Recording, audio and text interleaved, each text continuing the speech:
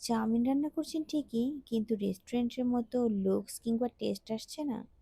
এর কারণ একটাই, রেস্টুরেন্টের এই স্পেশাল সসগুলোই আপনি ব্যবহার করেননি। আসুন রেস্টুরেন্টের টেস্টি চাউমিনটা কিভাবে বাসায় তৈরি করবেন সেটাই আজকে শিখে নেই। একটা হাঁড়িতে আমি পর্যাপ্ত পরিমাণ পানি গরম হতে বসিয়ে দিয়েছি, আর দিয়ে দিচ্ছি স্বাদ মতো লবণ, আর 1 টেবিল চামচ রান্নার রেগুলার তেল। এটা চাউমিনটাকে ঝরঝরা রাখতে সাহায্য করবে। পানিটা গরম হয়ে আসলে আমি চাউমিনগুলো দিয়ে দিচ্ছি, আর চাউমিনগুলোকে আমি মাঝখান থেকে ভেঙে নিয়েছি। চাউমিনগুলো সিদ্ধ হতে থাক, এদিকে আমরা কিছু মাংস ম্যারিনেট করে নিব। একটা বাটিতে আমি কিছু মুরগির মাংস নিয়েছি, আর তাতে দিয়ে দিচ্ছি 1/2 চা চামচ ব্ল্যাক পেপার পাউডার, দিয়ে দিচ্ছি স্বাদ মতো লবণ, আর 1/2 চা চামচ লাল মরিচের গুঁড়া।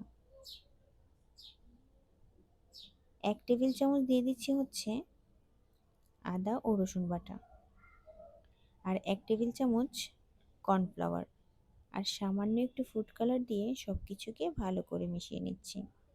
ফুড কালারটা অপশনাল, যদি হাতের কাছে থাকে তাও দিবেন, রেস্টুরেন্টে দিয়ে থাকে তাই আমি দিচ্ছি। এরপর একটা স্পেশাল সস বানানোর জন্য আমাদের লাগছে প্রায় 4 টেবিল চামচ টমেটো সস, আর 1 টেবিল চামচ হচ্ছে সয়া সস, আর এটা হচ্ছে ম্যাগি সস, এটা আমি দিয়ে দিচ্ছি 2 চা চামচ। এটা এবিসি সস, এটা দিয়ে দিচ্ছি 1 টেবিল চামচ। এই সসগুলো রেস্টুরেন্টে ব্যবহার করে থাকে, তাই জন্যই চাউমিনটা খেতে এত বেশি ভালো লাগে। সব কিছু একটু চামচের সাহায্যে মিশিয়ে নিচ্ছি। এরপর এখানে আমি আরও দিয়ে দিচ্ছি 1/2 চা চামচ ব্ল্যাক পেপার পাউডার। সব কিছু একসাথে ভালো করে মিশিয়ে নিয়ে এটা একটা সাইডে রেখে দিচ্ছি। এদিকে আমাদের চাউমিনটাও সেদ্ধ হয়ে গেছে, আর এটা সেদ্ধ হতে আমার প্রায় 8 মিনিটের মতো সময় লেগেছিল। এখন চাউমিনগুলোকে আমি ছেঁকে নিচ্ছি, আর ছাকার পরে অবশ্যই উপরে একটু ঠান্ডা পানি ঢেলে দিতে হবে, এতে করে চাউমিনগুলো অনেক বেশি ঝরঝরা থাকবে।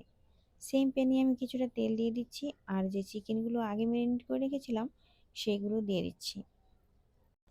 চুলার আঁচ মিডিয়ামে রেখে আমি চিকেনগুলোকে প্রায় 7 থেকে 8 মিনিটের মতো কুক করে নিয়েছি। ভাজা হয়ে গেলে সবগুলো চিকেন আমি তুলে রাখছি।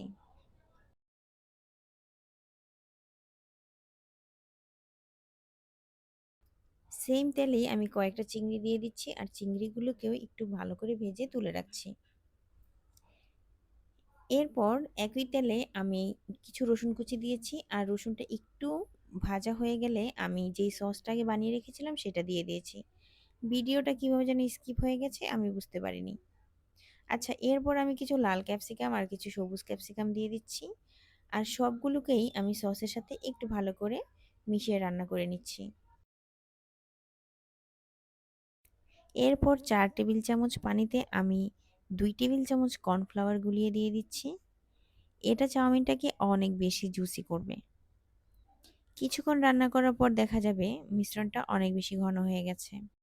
এ পর্যায়ে লবণটাকে একটুখানি চেক করে নেবেন। যে সসগুলো আমরা ব্যবহার করেছি এগুলোতে অনেক বেশি লবণ থাকে, তাই লবণটাকে একটু বুঝে ব্যবহার করতে হবে। এখন যে চিংড়ি আর চিকেনগুলোকে আমি ভেজে রেখেছিলাম সেগুলো দিয়ে দিচ্ছি, আর সবকিছু একসাথে মিশিয়ে কিছুক্ষণ রান্না করে নেব। আর এ পর্যায়ে চাউমিনগুলো অ্যাড করে দিয়ে কিছুক্ষণ নেড়েচেড়ে রান্না করে নিলেই আমাদের রেস্টুরেন্ট স্টাইল চাউমিন একদমই রেডি। গৃহিণী মায়েদের কাছে আমার একটা রিকোয়েস্ট থাকবে, রেস্টুরেন্টের এই মজার মজার খাবারগুলো কষ্ট হলেও বাসায় বাচ্চাদেরকে তৈরি করে দেবেন, কেননা আপনার হাতে তৈরি প্রত্যেকটা খাবারই কিন্তু স্বাস্থ্যকর। আর আজকাল খবর শুনলেই দেখা যায় রেস্টুরেন্টের অস্বাস্থ্যকর পরিবেশে তৈরি খাবারগুলো আসলেই স্বাস্থ্যের জন্য খুবই ক্ষতিকর। সকলের সুস্বাস্থ্য কামনা করে এখানেই বিদায় নিচ্ছি। আল্লাহ হাফিজ।